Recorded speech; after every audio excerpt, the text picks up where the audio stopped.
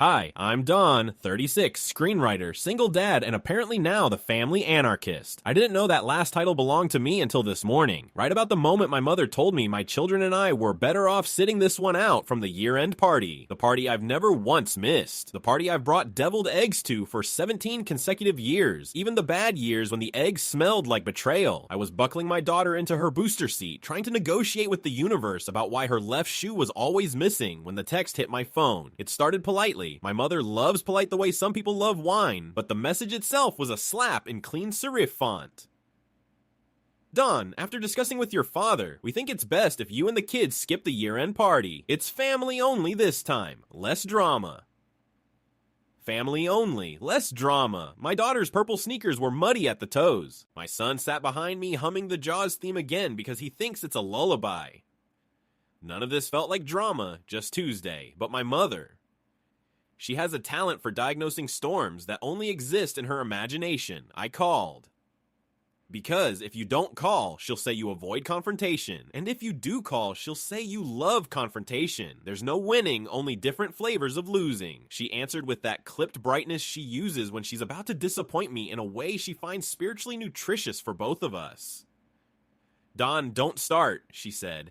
It's not about you, it's about tone. Your energy. And the kids, they're loud. People need rest after a hard year. The kids, my kids, loud at a party. Wild concept. Then my father chimed in from speakerphone, because of course it was speakerphone.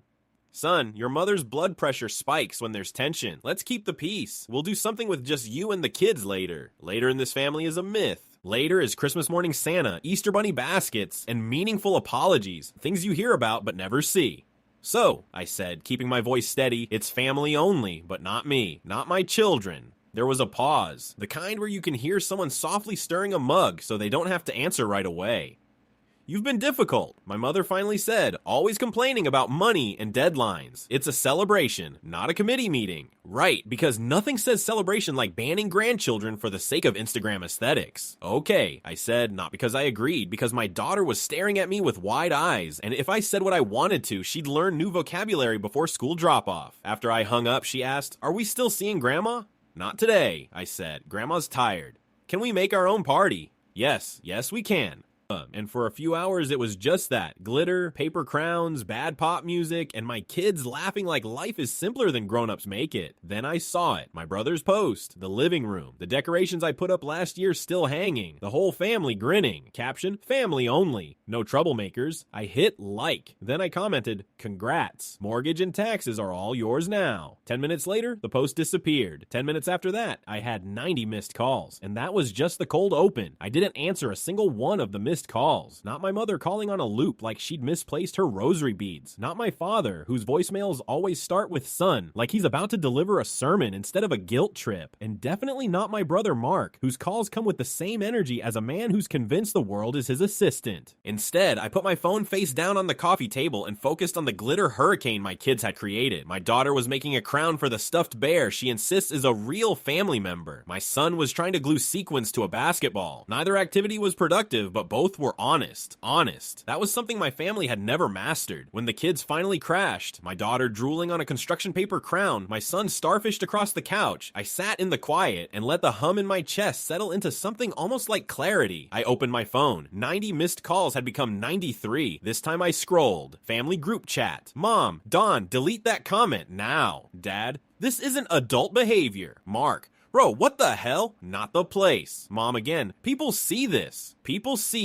That's always the disaster, isn't it? Not the hurt itself. They're fine with that part. It's the witnesses. I typed in the chat. If you wanted it private, you should have kept it private. Mark replied before I could breathe. Bro, stop being dramatic. You know the caption wasn't about you. Right, the caption that said no troublemakers under the picture of my entire genetic line minus the 3 of us. I answered, I'll send a summary tomorrow, numbers included. That got them. You could practically hear the panic scuttle across the chat. Dad, a summary of what exactly? Mom, you're embarrassing everyone. Mark, dude, chill, don't make this weird. Weird. That's what Mark calls accountability. I went into my bank app. I screenshotted 3 years worth of family emergencies, property tax assistance, dentist bills, parking tickets, venue deposits, temporary help that became permanent. The little memos I wrote in the transfer notes like I was leaving breadcrumbs in a forest I wasn't sure I'd ever get out of. Then I dropped the screenshots into the family chat without commentary. I didn't need to underline anything. The numbers underlined themselves. Silence. A long one. Then Dad tried pivoting. If you were struggling, you should have said something. We would have organized.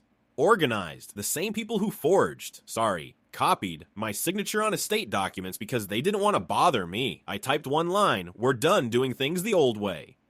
After that, I set my phone to do not disturb and sat in the dark, listening to my kids breathe in that peaceful, tangled way children do when the world hasn't told them yet that families can and will break your heart. I thought about scripts I'd written, 1,000 scenes where characters learn lessons cleanly, neatly, with commercial breaks. But real life isn't structured. Real life throws the act break at your face on a random Tuesday. Still, I knew one thing. Tomorrow wasn't going to be quiet. Tomorrow, the calls would come. The explanations, the bargains, the attempts to drag me back into the role they needed me to play. But for the first time in years, I wasn't worried. Because once you finally say the truth out loud, it echoes. And once it echoes, people can't pretend they didn't hear it. That's when the real story begins. The next morning cracked open like someone dropped a plate. Nothing soft about it. Sun in my eyes, Lego under my heel, coffee that tasted like burnt apologies. I checked my phone, fully expecting digital smoke, 146 unread messages in the family chat. A new chat created at 2:11 a.m. Parents only, urgent. A DM from Mark. Brunch. We can fix this. A voicemail from my father that started with son and ended with call me back like a man. I didn't listen to the middle. I wasn't caffeinated enough for emotional acrobatics. Instead, I scrolled. That's my rule before responding. Collect the beats. Find the story. Mom in the main thread at 10:01 p.m. You love hurting me. You always have. Dad at 10:03 p.m. What are you? A bank. This is family. Aunt Carol at 10:07 p.m. Kids shouldn't be punished. Don, think of your mother's heart. Cousin Jana at 10:12 p.m. Didn't know you covered all that. That's a lot. Mom at 10:19 p.m. Jana, stay out of this. Mark at 10:22 p.m. Numbers are wrong. Me at 10:23 p.m. They're literally your numbers. Then silence. The digital equivalent of a room full of people blinking at each other.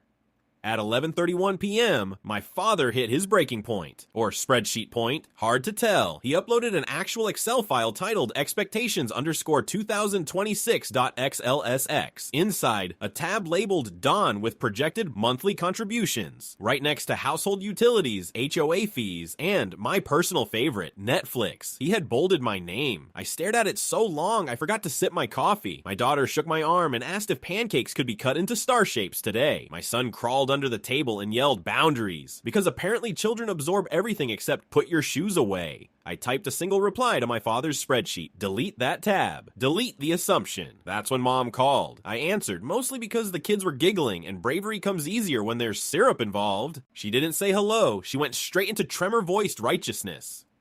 What was last night, Don? You humiliated your family. You humiliated me first, I said calmly, and my children. You made a party family only, but removed your family, she huffed. You read too much into things. I'm a screenwriter, I said. Reading what's on the page is literally my job. She switched tactics, lowering her voice like she was offering me a secret discount. We never asked for much. You asked for my name on legal documents without permission, I said. You asked for thousands of dollars without repayment plans. You asked for my silence every time Mark needed to look like the successful son.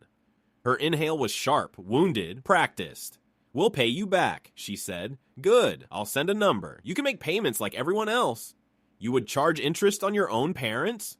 You charged interest on my sanity. Silence. Then something cracked, not loudly, but real. Her voice softened. Come by later, we'll talk. No, I said. If we talk, it's at my place. No speakerphone, no performance. She agreed, which stunned both of us, I think. After I hung up, my daughter wandered over with a freshly made paper crown and asked quietly, does Grandma still love me? Yes, I said instantly. She's just confused. Adults get confused. That's not your job to fix. She accepted that because kids accept simple truths the way grown-ups desperately wish they could. By 2:05 p.m., my parents were standing in my doorway like two people entering a courtroom without a lawyer. My apartment was messy in the honest way. Legos, crayons, an abandoned cereal bowl. Life's clutter, not emotional clutter. My mother clutched a folder. My father looked like he'd aged 10 years in 10 hours. This was the midpoint, the confrontation scene, the place where someone either grows or explodes. I just didn't know which way it would go yet. My parents shuffled into my living room like they were stepping onto foreign soil. My mom's eyes darted around the toys, the half-built pillow fort, the drawings taped to the wall at a child's eye level. She looked unsettled, maybe because nothing here could be posed for Instagram without heavy editing. Dad sat first, lowering himself the way a man lowers into cold water, slowly, with controlled dread. Mom perched on the edge of the couch, clutching her folder as if it were armor. "Where are the kids?" she asked, like she expected them to pop out and shout accusations. "At their mom's," I said, on purpose. Mom grimaced, Dad sighed, and I knew exactly what they were thinking. No witnesses, no tiny glitter-covered judges. I slid 2 sheets of paper onto the coffee table, a ledger of everything I'd covered for them the past 3 years, and something new I'd written at 1 a.m., because if my family can weaponize spreadsheets, so can I. Dad squinted at it. Mom glanced at the title and scoffed. "Don? Really? A family operating agreement? Are we a business now?" "No," I said, "but I'm not running one anymore." Dad picked up the ledger first. I watched him read the dates, each number hitting him like a slow-motion punch. Mom leaned over his shoulder, eyes narrowing as if the ink itself offended her. "This can't be right," Dad muttered. "It's not wrong," I said. "I can print the bank statements if serif fonts make you nervous." Mom made a strangled noise somewhere between a gasp and a snort. Dad bristled. "There's no need to be disrespectful." "I agree," I said, "which is why I'm changing how you treat me." I tapped the second document. 5 rules, clear, simple. Mom crossed her arms. "We're not signing anything." "You don't have to," I said. "They're my rules for interacting with you." Dad exhaled in frustration. "This is dramatic." "No," I said. "This is boundaries." Drama is what you get when you avoid boundaries for 40 years. Mom looked at the rules anyway. I watched her face shift at each one. "I will not pay your household expenses. Ask in advance. Not after the deadline. If I help, we make a real repayment plan. My name is never used on documents without consent. You don't punish my kids to punish me." When she reached number 5, something flickered across her face. Guilt, then fear, then stubbornness. Dad pointed at the last rule. "That's not fair." "You excluded my children from a family event," I said. "That's not family, that's strategy." Mom's voice cracked, thin as tissue paper. "We just wanted peace." "You wanted performance," I said. "And you wanted me subsidizing it." For a second, no one spoke. Then Mom surprised us both. She opened her own folder and pulled out something small, old, fragile. A card I'd made in 3rd grade. Glitter peeling, paper yellowed. Inside was my crooked handwriting. "I will always help you because you are my mom and dad." She slid it toward me like it was Exhibit A. "You promised," she whispered. I laughed, not cruelly, just stunned.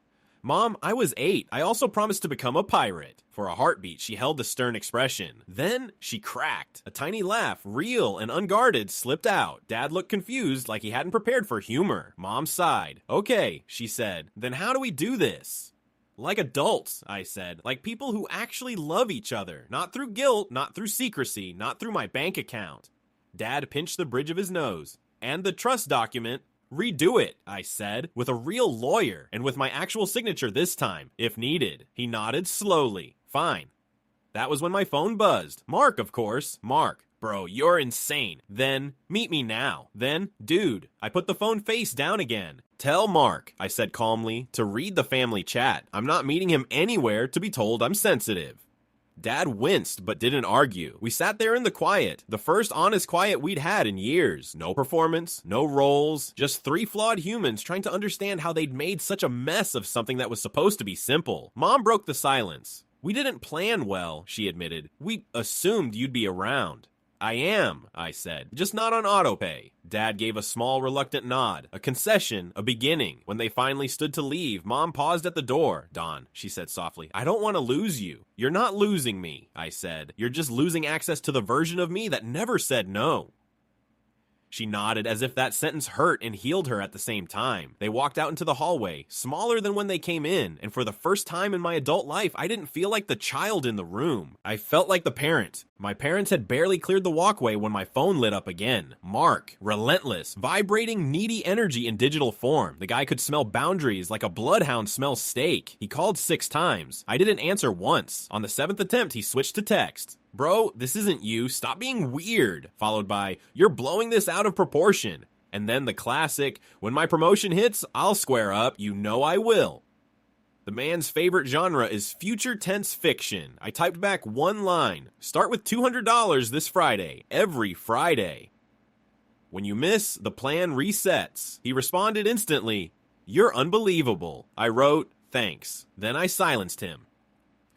Boundaries have an off switch. I shut the phone and turned my attention to the apartment. Glitter still stuck to the rug. A paper crown crushed on the couch. A plastic dinosaur lying face down like it had given up on life. My kids had been gone less than an hour, and the place already felt too quiet, like a movie between scenes, waiting for what comes next. So I left. I needed air. I walked to the park, pacing the path like it was a writer's room, and the trees were my bored coworkers. The December air bit at my nose, but it woke me up, made everything sharper, realer. I replayed every line from my parents' visit, like a director reviewing dailies. The ledger, the rules, the 8th grade pirate promise, my mother's laugh, small, real, unarmored, my father's grudging nod. None of it was perfect, but for the first time, it felt like they'd seen me, not the version they'd scripted. Me, that was new. On the far side of the park, a guy with a golden retriever tossed a frisbee and yelled, heads up, as it sailed dangerously close. It smacked me right in the chest. The dog sprinted over, tongue out, zero guilt. I petted his head. Wish my family apologized as quickly as you do, buddy, I muttered. The owner jogged over, laughing. Sorry, he's friendly but terrible at precision. Same with my relatives, I said. He laughed without understanding it was autobiographical. I tossed the frisbee back and kept walking, turning the whole morning over in my mind. I thought about how many years I'd spent cushioning everyone else's chaos. How often I'd said yes because saying no felt like setting a house on fire. How many times I'd covered bills, paperwork, expectations, and pretended it didn't bruise me. And why? Because I'd convinced myself that if I carried enough weight, they'd finally see my worth. Turns out they only saw what I carried, not the person carrying it. My phone buzzed again. A text from my ex-wife. How are you? Just that. No judgment, no edge, just a clean check-in. I replied, I'm okay. Kids have their crowns. She wrote back, yes, and they told me Daddy made new rules today. Proud of you. I sat on a bench, blinking at that message. Funny how support from someone who's known all your worst drafts can still hit you square in the chest. I stayed there until the sun started dipping behind the buildings, then headed home. Inside, the apartment was warm, still scented faintly with maple syrup and acrylic paint. I turned on a lamp, sat at my desk, and opened a fresh document. Not a screenplay, not something for work, a scene for me, a small one. A father who finally chooses peace that heals instead of peace that hides. I wrote until the words felt true. The house was quiet. Too quiet, until the front door burst open and my kids tumbled in, breathless from excitement and cold air. My daughter held up a picture she'd drawn of the 3 of us wearing crowns. Daddy, she said, does this look like our party?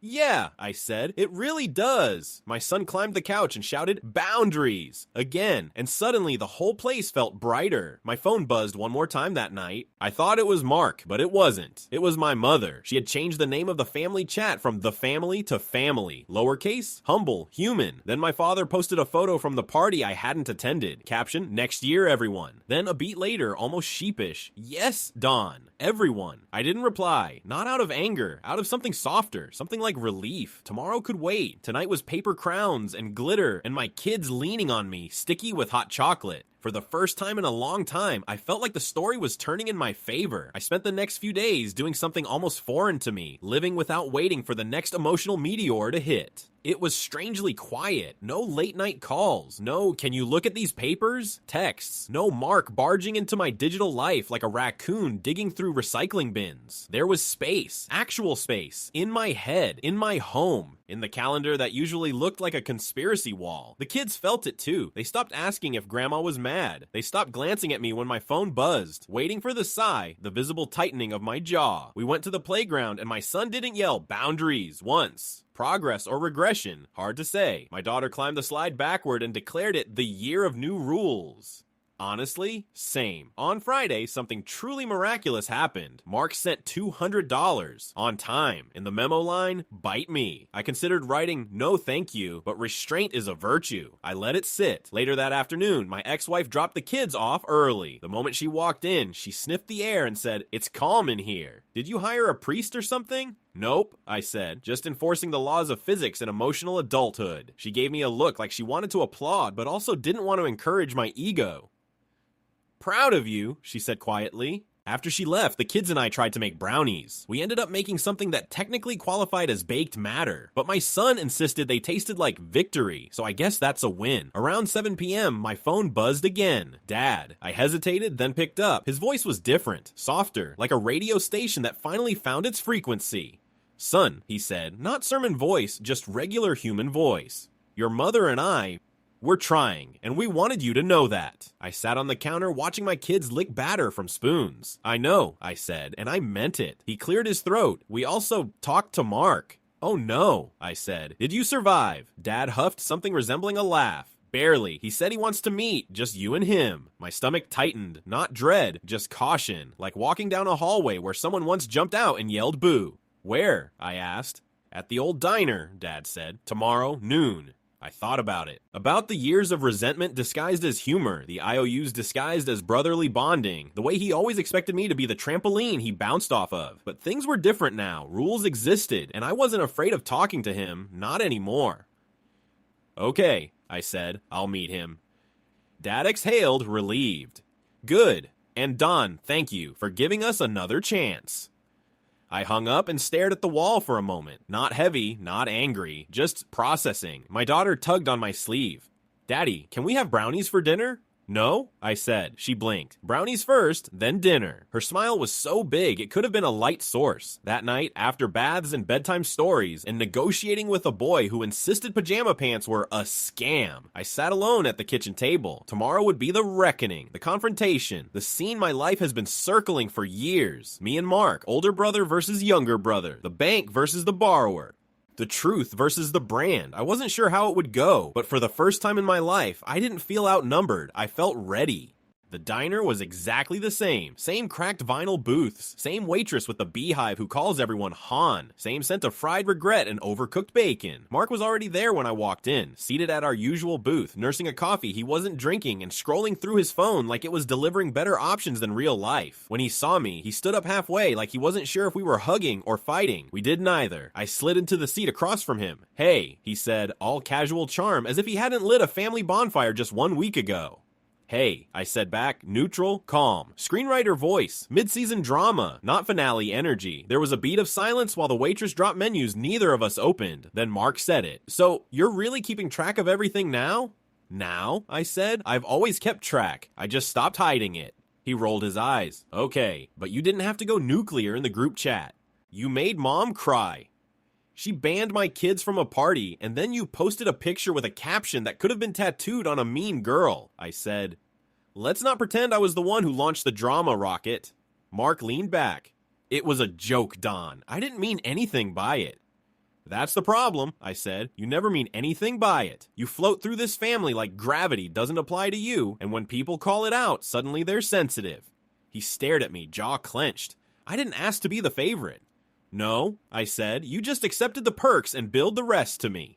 He flinched at that, visibly. Then after a moment he said, "Look, I get it, okay? I've been selfish. I took advantage. But you always seemed fine with it. You said yes. You helped. You never said no." "That's because I thought saying yes made me the good son," I said. "The helpful one, the reliable one. But all it did was teach everyone that my peace was expendable." He looked away. "I'm trying now," he said. "I sent the money." "I noticed," I said. "Thank you for that." He hesitated. "I'm not going to be perfect at this." "Cool," I said. "Neither am I." There was a long pause, the kind that isn't awkward. It's just necessary, like both of us were walking new terrain and realizing the ground wasn't going to shift if we were careful. Mark broke the silence. "You really wrote a family operating agreement?" "Yep," I said. 2 pages, bullet points, no room for interpretation. "That's the most Don thing I've ever heard," he muttered. I grinned. "Yeah, it is." He smirked back, grudgingly. "You still write characters that sound like you?"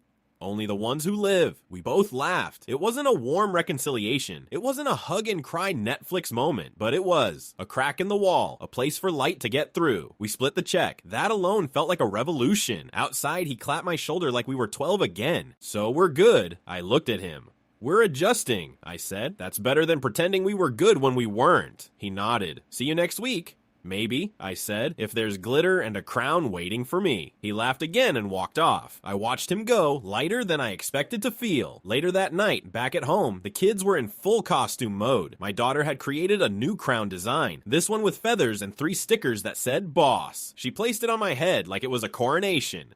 Dad, she said, can we have another party soon? Every week, I said. No band lists, no speakerphone. My son pointed at the fridge. Rules still up? Yup. He nodded, satisfied, then fell off the couch in slow motion like a stuntman. As I tucked them in, my daughter whispered, "You didn't let Grandma make you sad." Nope, I whispered back. Good, she said, I like this version of you. And I thought, me too. After they fell asleep, I sat at my desk, opened a blank document, and started writing something small, just for me. No revisions, no producer notes, just the truth. A story about a man who stopped paying to keep peace and started building it instead. And this time, the peace held. Because this time, it had boundaries, and glitter, and stars on pancakes, and a front door that opens only for love. My name is Don. I'm 36. I'm a screenwriter. And I don't owe anyone an apology for living my life like I finally mean it.